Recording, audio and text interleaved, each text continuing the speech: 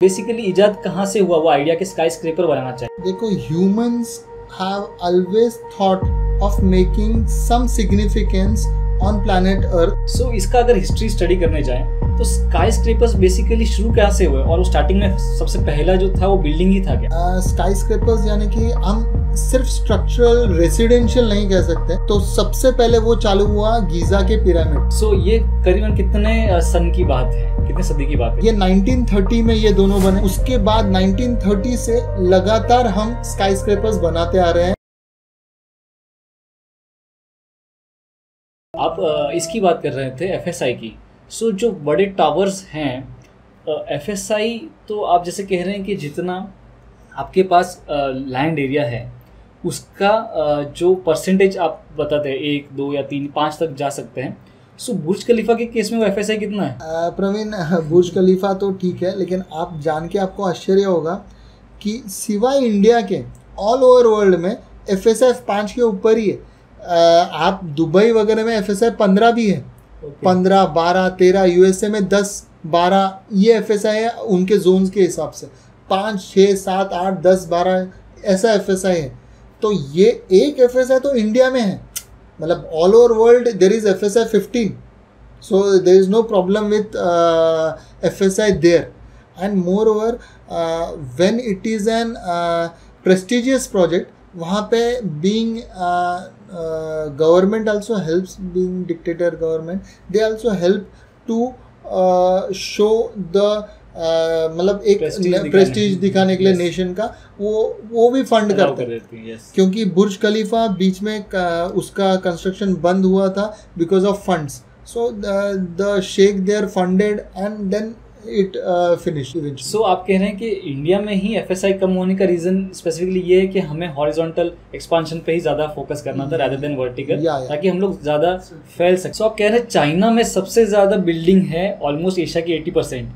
तो चाइना की बिल्डिंग्स इतने सिग्निफिकेंट क्यों नहीं, मतलब हमें नजर में क्यों नहीं आ रहे? एक्चुअली चाइना ने अपने race of creating the greatest nation और तरक्की कर रहा हूँ बहुत ज़्यादा, उस हिसाब से उन्होंने बहुत सारे एक साथ कंस्ट्रक्शन चालू किए। और जब वो ज़्यादा ऊंचा गए, जो बिल्डिंग्स कंप्लीट है, उन्होंने ये देखा कि जो हाई राइज स्ट्रक्चर्स है वो ज़्यादातर ऑक्यूपाई भी नहीं हो रहे थे क्योंकि उनकी कॉस्ट ज़्यादा हो रही थी। It is not easy to occupy residential और commercial structures and they are not viable. पहले तो फेरो ने बनाया क्योंकि वो राजा थे, यहाँ तो कोई कमर्शियली बिजनेस ओरिएंटेड आदमी बना रहा था। वो तो एक साथ उन्होंने अनाउंस किया और चालू किया, तो they had to go till some height. So they themselves restricted to a certain height because going above 300 meters and more above 500 meters in height was really very difficult for sustaining the height as well as economically that was not viable.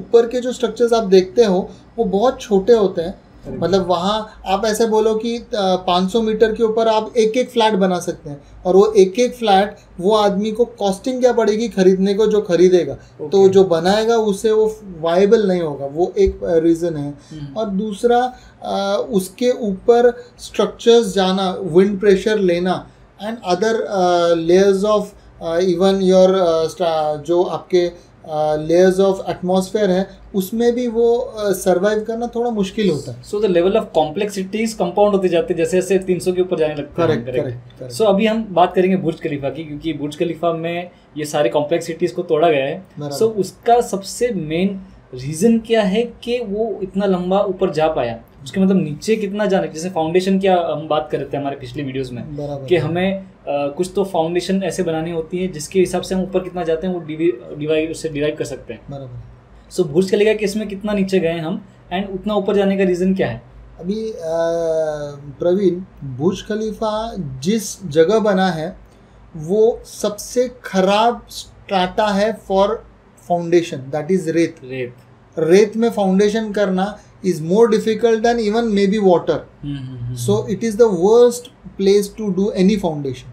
So what they did is they used रेत instead of making रेत against working के उनके लिए काम किया उन्होंने by adding pile foundations. उन्होंने 150 metre तक रेगुलर इंटरवल्स पे पाइल यानी कि कंक्रीट के ऐसे गोल स्ट्रक्चर्स रहते हैं जो हम पूरा रीइंफोर्समेंट और कंक्रीट पोर करके बनाते हैं एक दूसरे के आजू बाजू में, और उनके बीच में रेत भर जाती है, तो वो रेत फ्रिक्शन ऐड करती है और उस चीज़ को हिलने नहीं देती। सो यू आर सेइंग कि 150 मीटर तक नीचे गए हैं फाउंडेशन के पाइल्स। या, और 150 मीटर नीचे उन्हें एक सेडिमेंट्री रॉक का स्ट्रेटा मिला जिसके ऊपर उसका बेस है, और पाइल्स एक्चुअली पूरा बुर्ज खलीफा खड़ा है frictional force and strata of that sedimentary rock जो ग्रेविटेशनल फोर्स थोड़ा बहुत उसे अपलिफ्टमेंट दे रहा है। एंड विंड प्रेशर का आपने कहा 300 मीटर के ऊपर जाने के बाद विंड और एटमॉस्फेयर अलग रिएक्ट करने शुरू कर देता है, तो विंड को कैसे फिर उन्होंने टैकल किया? एक्चुअली उस चीज़ को बताने के पहले मैं आऊँगा थोड़ा सा इतिहास की तरफ कि लगभग 1930s और 30s में स्पेशली जब स्काई स्क्रैपर्स की जद्दोजहद चालू थी अमेरिका में, बहुत सारे स्काई स्क्रैपर्स बन रहे थे, तब हमारे so called Bangladesh initially Indian एक आर्किटेक्ट इंजीनियर थे फैजुल खान करके, इन्होंने स्काई स्क्रैपर्स को एक नया आयाम दिया, नया ढंग दिया। इससे भी पहले स्काई स्क्रैपर्स के बारे में father of architecture Frank Lloyd Wright ने सोचा था कि एक ऐसा स्ट्रक्चर जाएगा जो 1 किलोमीटर ऊंचा रहेगा। तब लोगों ने उन्हें मतलब पागल करार दिया, ये नहीं हो सकता, लेकिन फैजुल खान ने हार नहीं मानी। उन्होंने 300, 400, 500 मीटर से ऊंचे जाने के कुछ कंसेप्ट बनाए। उन कंसेप्ट में ऐसे था कि जो स्ट्रक्चरल सिस्टम है वो बीच में ज़्यादा रहती है, उसे साइड में लेके गए और साइड में tubular kind of structural systems दिए, उनमें कंक्रीट पोर किया या स्टील स्ट्रक्चर्स बनाए, और उन्होंने कहा कि जो स्किन ऑफ द बिल्डिंग है that will act as structural system. दूसरा उन्होंने एक सबसे महत्वपूर्ण काम किया कि उस स्ट्रक्चरल सिस्टम को क्रिस क्रॉस ग्राइंड किया। इसको मैं अलग ढंग से समझाता हूँ। अगर कोई आप कैन ले जो सिलिंड्रिकल है या कोई कार्डबोर्ड का बॉक्स ले, उन्हें ऊपर से प्रेशर दें तो आप देखोगे कि उसमें क्रिस क्रॉस जब खोलेंगे तो लाइंस बन जाते हैं, वॉर्प हो जाते हैं। करेक्ट है। तो ये जो क्रिस क्रॉस लाइंस हैं उन्हीं को स्ट्रक्चरल सिस्टम्स में उन्होंने कन्वर्ट किया, उन्हीं को स्टिफन किया और उसी से उनको स्ट्रेंथ मिल गई। तो ये जो प्रेशर है उसको इस क्रिस क्रॉस ने और अच्छी तरह हैंडल कर दिया। दूसरा उन्होंने कहा कि अगर हम 300 मीटर से ऊपर जाएं तो हमें विंड को चीट करना पड़ेगा, तो इसीलिए same monolithic block modern architecture जैसे जा नहीं सकता, जैसे एम्पायर स्टेट बिल्डिंग बनी है सीधा वैसा नहीं जा सकता, क्योंकि वो विंड प्रेशर ले नहीं पाएगा। तो उन्होंने ये कहा कि वो स्ट्रक्चर ऐसा होना चाहिए कि एक बिल्डिंग के ऊपर दूसरी बिल्डिंग रहे, दूसरे के ऊपर तीसरी रहे, तीसरे के ऊपर चौथी रहे, और वो किसी तरीके से हम एक मोनोलिथिक लगे लेकिन वो क्रिस क्रॉस हो या कोई अलग डिज़ाइन हो या एरोडायनेमिक शेप्स हो जो कि अलग अलग हो और एक दूसरे में मिक्स करते हुए हम हाई जाते रहे।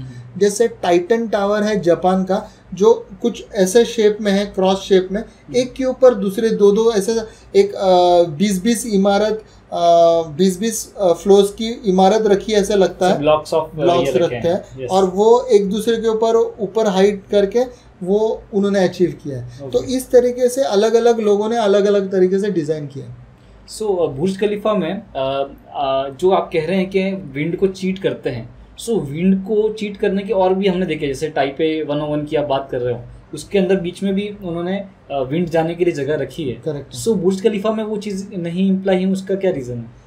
बुर्ज खलीफा में उन्होंने विंड को दो तरीके से चीट किया है। एक तो बुर्ज खलीफा सेंट्रल टावर है, उसके बाजू में मॉल और होटल्स और कुछ रेसिडेंशियल बिल्डिंग्स है।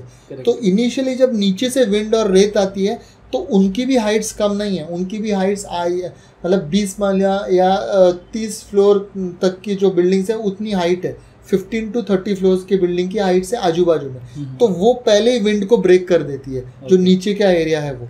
उसके बाद अगर कोई ऊपर के एरिया में अगर कोई टोर्नेडो या कोई विंड जाता है, हरिकेन आता है, तो उसको चीट करने के लिए बुर्ज खलीफा में उन्होंने फैन शेप दिया है। स्ट्रक्चरल सिस्टम्स जो हैं वो सेम कंसेप्ट हैं जो मिस्टर खान के थे कि एक्सटर्नल स्ट्रक्चरल सिस्टम्स और बीच में उन्होंने प्लेन रखा है। उन्होंने एक और एडिशनल स्ट्रक्चरल सिस्टम दिया है कि बीच में उन्होंने स्ट्रेंथन किया with an monolithic concrete block and steel block. आप प्लान देखेंगे तो फैन शेप है, बीच में स्ट्रक्चरल सिस्टम है, बीच के स्ट्रक्चरल सिस्टम से ये सारे स्लैब्स उनके होल्ड करते हैं और एक्सटर्नल स्ट्रक्चरल सिस्टम से होल्ड करते हैं, और स्टेयरकेस और लिफ्ट सर्विस एरिया बीच में दी है, और बाकी रेसिडेंशियल क्वार्टर्स या होटल्स वो साइड में दिए हैं। और ये स्ट्रक्चर सेम ऊपर तक नहीं लेके गए, ये 40-50 फ्लोर्स लेके जाके फिर इसको चेंज किया है, फिर दूसरा गया, फिर उसे वापस चेंज करके फिर दूसरा गया। तो इस तरीके से उन्होंने वो स्ट्रक्चर भी अलग अलग ढंग से वो छोटा होते गया, एक तो क्योंकि पिरामिड शेप तो आपको लेना ही पड़ेगा, ऊपर छोटा ज़्यादा नहीं पड़ेगा, बेस आपको बड़ा रखना पड़ेगा, वो तो करते गए।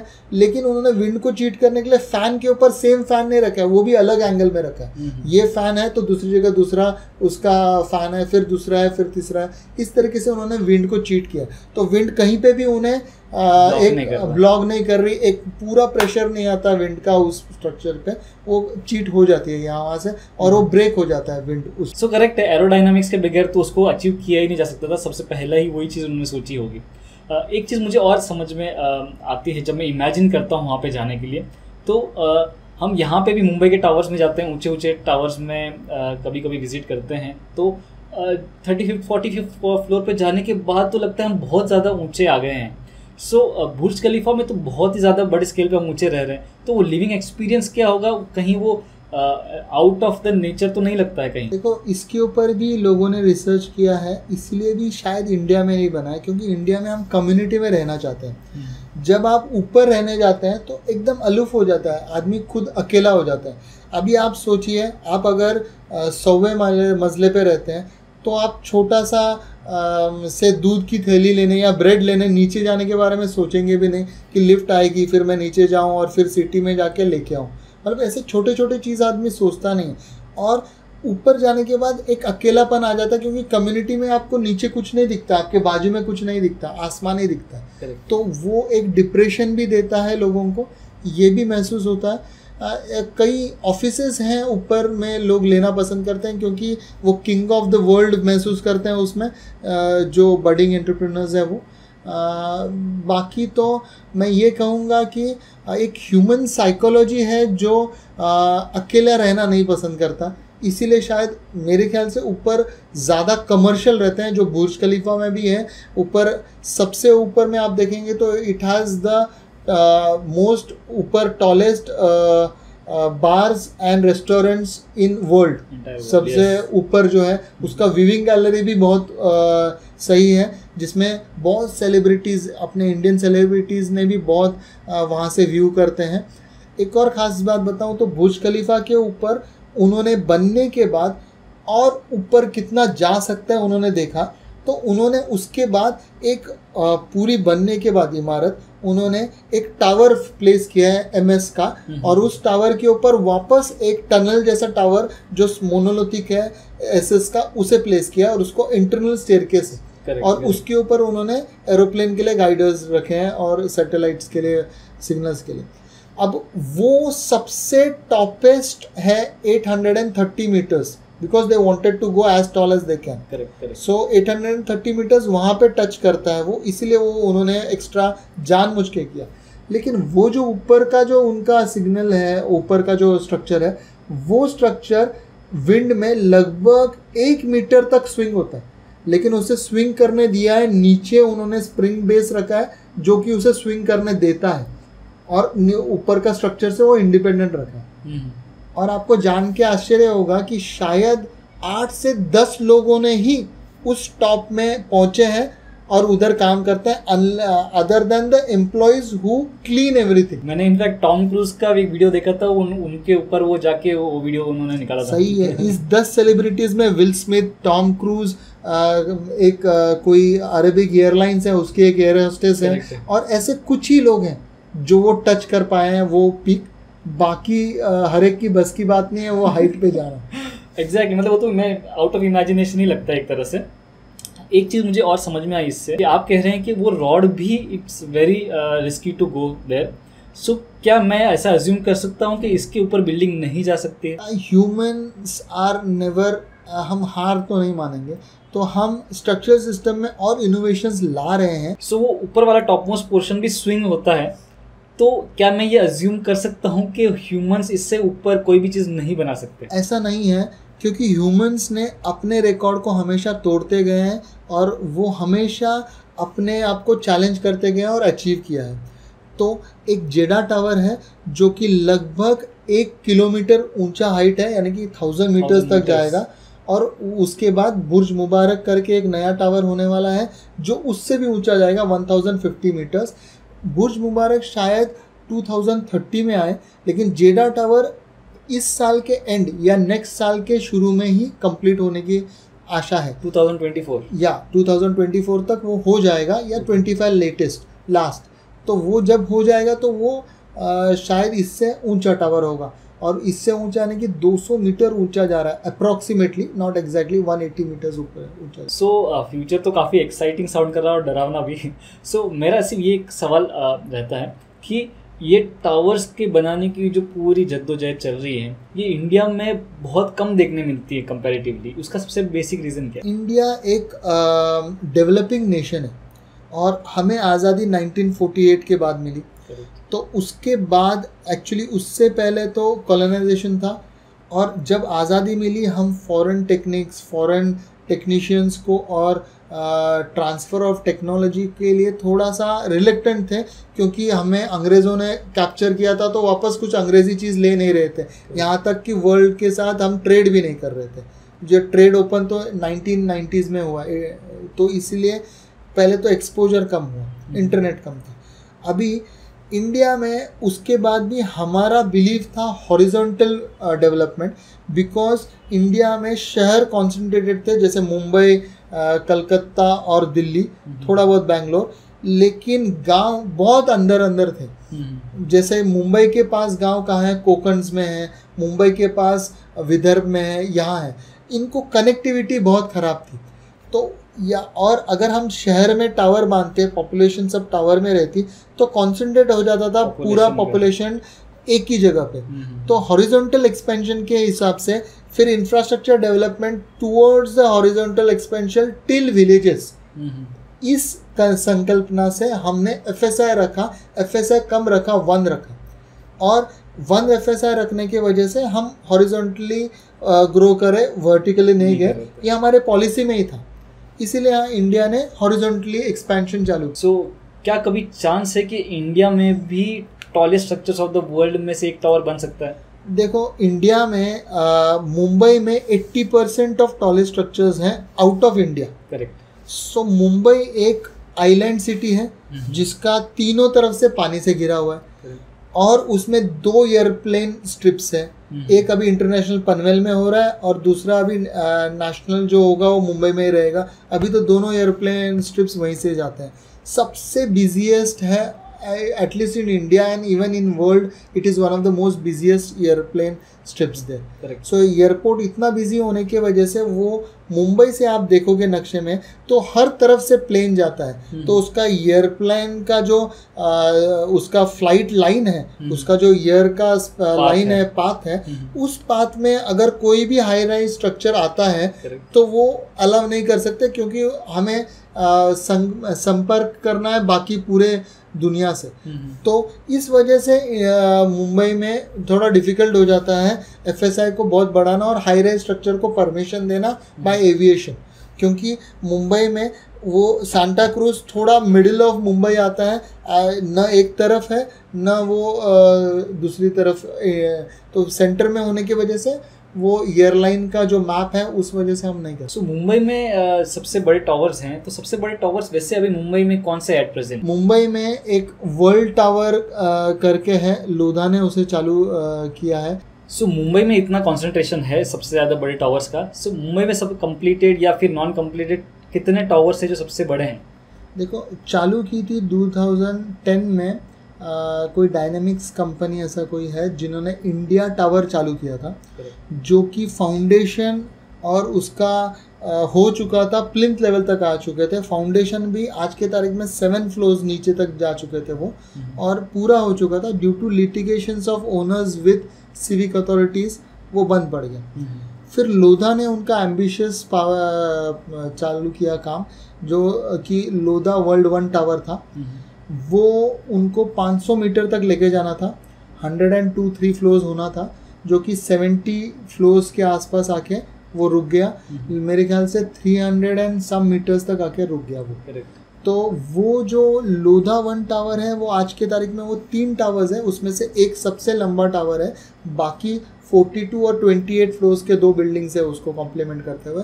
That is most ambitious project of India, but now Kohinoor and Piramal are also trying to go higher than that, and they are in way process of construction. As I told कि FSI अभी बढ़ गया है, 2034 के DCR में FSI 5 से के आसपास हो गया है, 2.5 to 5 तक FSI मुंबई में हो गया है। इस वजह से अभी टावर लंबे होते जाए। लेट्स सी के और अपन फ्यूचर में देखेंगे कि क्या बड़े टावर्स बन सकते हैं। ऐसे कोई अननोन फैक्ट्स हैं जो स्पेशली स्काई स्क्रैपर्स को बिलोंग करते हैं, जो कि मतलब हम अचीव कर सकते हैं मैक्सिमम जो हमारे ह्यूमन हिस्ट्री में? अभी क्लाउड करके एक आर्किटेक्चरल फर्म है जो US बेस्ड है, जिन्होंने एक एस्ट्रॉइड है उसको उल्टा लटकता हुआ टावर प्लान किया है, जो उनका कहना है कि 2040 और 50 के बीच में कंस्ट्रक्शन चालू होकर ख़त्म करेंगे USA में। That will be the tallest tower in the world. इसे वो अपसाइड डाउन टावर है, अभी देखते हैं आगे वो कैसे बनता है। सीरियसली चलो, सुनने में तो काफ़ी अच्छा लग रहा है। लेट्स सी, हम उस समय तो हम भी देख लेंगे। So that is great I believe. And मुझे लगता है कि स्काई स्क्रैपर्स को लेकर हम हमेशा से ह्यूमन रेस कुछ ना कुछ इन्वेंट करते ही जा रहे हैं। एंड आप भी हमारे साथ शेयर कर सकते हैं अगर आपको ऐसा कोई फैक्ट लगता है जो हम अचीव कर सकते हैं, और कोई सवाल हो आपका स्पेशली स्काई स्क्रैपर को रिलेटेड, तो हमने डेफिनेटली पूछिए, हम जरूर उसका जवाब देंगे। This is Praveen and Rajesh from undesign signing of.